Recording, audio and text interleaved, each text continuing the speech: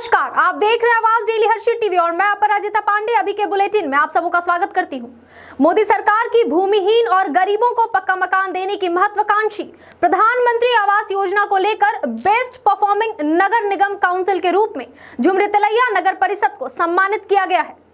आपको बता दें कि पीएम आवास कार्य को पूरा करने के मामले में झुमरी तिलैया नगर परिषद दूसरे स्थान पर रहा है। इसी को लेकर पीएम मोदी ने झुमरी तिलैया नगर परिषद को ऑनलाइन सम्मानित भी किया है। मोदी सरकार की भूमिहीन और गरीबों को पक्का मकान देने की महत्वाकांक्षी प्रधानमंत्री आवास योजना को लेकर देश भर में नगर निकाय के रूप में झुमरी तिलैया नगर परिषद का नाम उन निकाय में जुड़ गया है जहां पीएम आवास के लक्ष्य को समय अवधि में पूरा कर लिया जाएगा। झुमरी तिलैया नगर परिषद में 3784 पीएम आवास का लक्ष्य है, जिसमें 2025 बनकर तैयार हो चुके हैं, जबकि बचे 1759 पीएम आवास अंतिम चरण पे।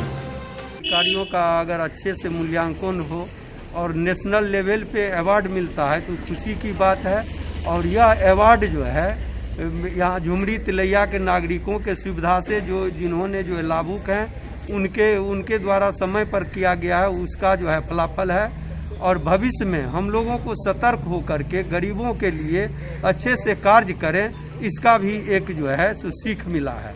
हम लोगों को जो है निश्चित रूप से 2022 तक एक भी गरीब जो है बिना पक्का मकान का शहर में नहीं हो, इसके दिशा में ईमानदारी पूर्वक प्रयास करते हुए कार्य करना। हम लोगों को अभी तक जो है 3784 है, जिसमें हम लोग 2025 निर्माण कर चुके हैं। शेष कार्य जो है प्रगति पर है।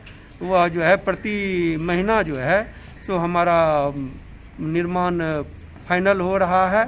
अभी वर्तमान में 200 आवास का जो है गृह प्रवेश करवाए। नए आवास जो है लोगों के लाभुक के द्वारा अपने बनाया जा रहा है। उसमें जो है एक बेडरूम है, एक जो है किचन है, स्नानागार है और एक जो है सो हॉल नुमा रूम है। अर्थात 30 स्क्वायर मीटर के अंतर्गत जो है सो मकान बनना है। यह दो तरह से अभी चल रहा है, एक घटक 4 के अंतर्गत और एक घटक 3 के अंतर्गत। घटक 3 में 80 लाभुकों को हम लोगों को आवास मुहैया कराना है, जो तिलैया बस्ती में निर्माण कार्य चल रहा है। अभी फर्स्ट फ्लोर का ढलाई हो गया है और आपका जो है 2021 के लास्ट तक पूर्ण हो जाएगा और सभी को जो है सो उन्हें घर मिल जाएगा। अगर आप पत्ता गोभी खाने की सोच रहे हैं तो उससे पहले यह खबर देख लीजिए। एक ऐसा मामला आया है हजारीबाग से, जहां पत्ता गोभी खाने से लोग बीमार पड़ रहे हैं। इसका मुख्य कारण यह बताया जा रहा है कि पत्ता गोभी को समय से पहले उगाने के लिए उसमें भारी मात्रा में केमिकल डाला जा रहा है। आइए एक नजर डालते हैं हमारे इस विशेष रिपोर्ट पे। हजारीबाग बड़ा बाजार थाना क्षेत्र के गुरूरी निवासी पंकज कुमार पटेल, पी नीलम कुमारी और चाचा राजदेव महतो पत्ता गोभी खाने से बीमार हो गए। तीनों का इलाज आरोग्यम अस्पताल में चल रहा है। पुलिस को दिए गए बयान में नीलम कुमारी ने कहा कि उसके पति फतहा बाजार से हमेशा सब्जी खरीदते आए हैं। 29 दिसंबर को पत्ता गोभी लेकर आए, जिससे हम तीनों ने खाया, जिसके बाद तीनों उल्टियां करने लगे और तीनों की हालत बिगड़ने लगी। भैंसुर अरुण कुमार और आसपास के लोगों ने अस्पताल पहुंचाया।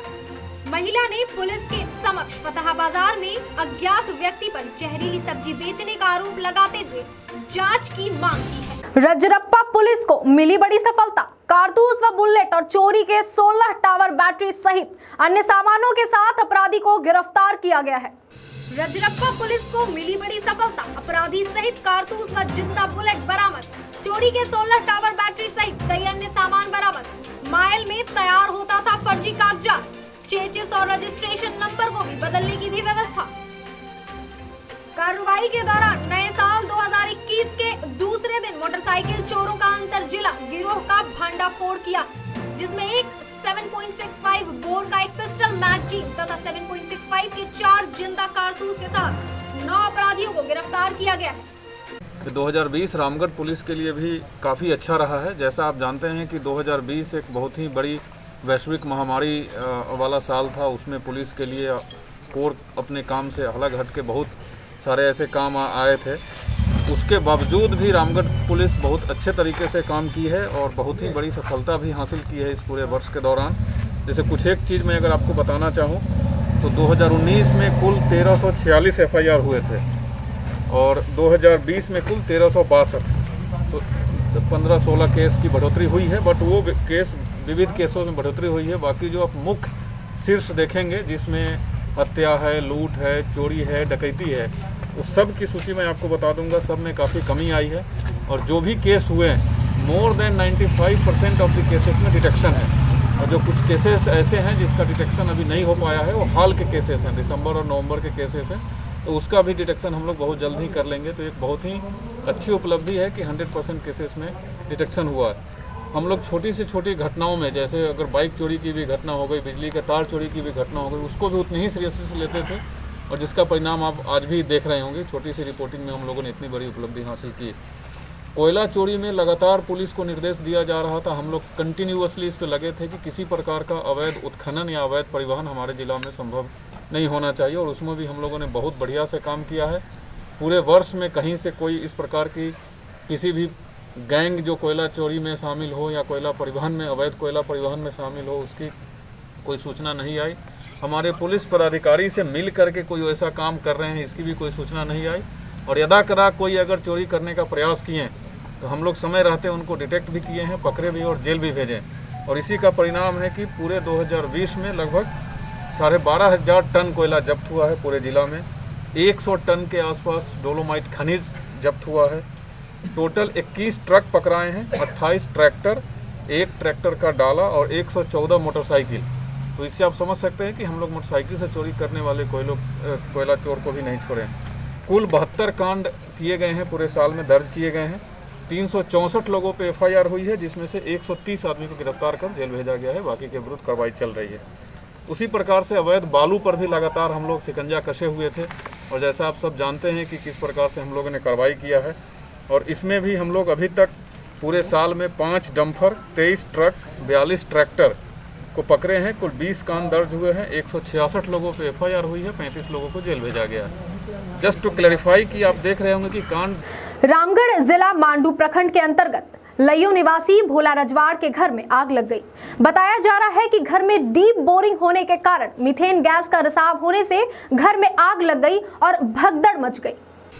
रामगढ़ जिले के मांडू प्रखंड अंतर्गत लयू निवासी भोला रजवाड़ के आवासीय डीपी बोरिंग से आज शनिवार शाम 6 बजे के आसपास अचानक मीथेन गैस के रिसाव होने से बोरिंग में आग लग गई, जिससे घर में भगदड़ मच गया। परिवार के सभी सदस्य सहमे हुए हैं। इस संबंध में झारखंड उत्खनन परियोजना के परियोजना पदाधिकारी JN गुप्ता ने बताया कि लयू में लगातार मीथेन गैस के रिसाव होना चिंता का विषय है। कल जांच टीम को भेजकर गैस का जांच करवाएंगे। रिसाव होने की लिखित सूचना CCL मुख्यालय को दे दिया गया है। हजारीबाग केरेडारी के पेटो पंचायत में हाथियों के झुंड ने तांडव मचाया है और कई घरों को ध्वस्त कर खेतों में लगे गन्ने व आलू की खेती को नष्ट कर दिया है, जिससे वहां के किसानों को काफी नुकसान हुआ है। हाथियों की झुंड हजारीबाग केरेडारी में मचा रहे हैं तांडव। केरेडारी पेटो पंचायत में कई ऐसे घरों को भी कर दिया है ध्वस्त। कई बीघा जमीन में लगे हुए गन्ने एवं आलू की खेती को नष्ट कर दिया है। बात करने पर वनपाल बड़का गांव रेस्क्यू टीम की तरफ से बोले जा रहे हैं कि जो भी नुकसान होगा उससे हम भरपाई करवाएंगे। रात की बात तो छोड़ो, सुबह होने के बाद भी नहीं दिख रहे हैं कोई वनपाल, ना दिखाई दे रहे हैं कोई अधिकारी। कई गरीब हो गए हैं घर से बेघर, कर रहे हैं अपना रो रो कर बुरा हाल। अभी के लिए फिलहाल इतना ही। तमाम बड़ी खबरों के लिए देखते रहे आवाज डेली हर्षित टीवी, क्योंकि हम आपको दिखाते हैं ना ही सिर्फ हजारीबाग वरन पूरे झारखंड की हर एक छोटी बड़ी और लेटेस्ट खबरें। इसके लिए आपको YouTube और Facebook पे जाकर लाइक, शेयर, सब्सक्राइब और फॉलो करना होगा। धन्यवाद।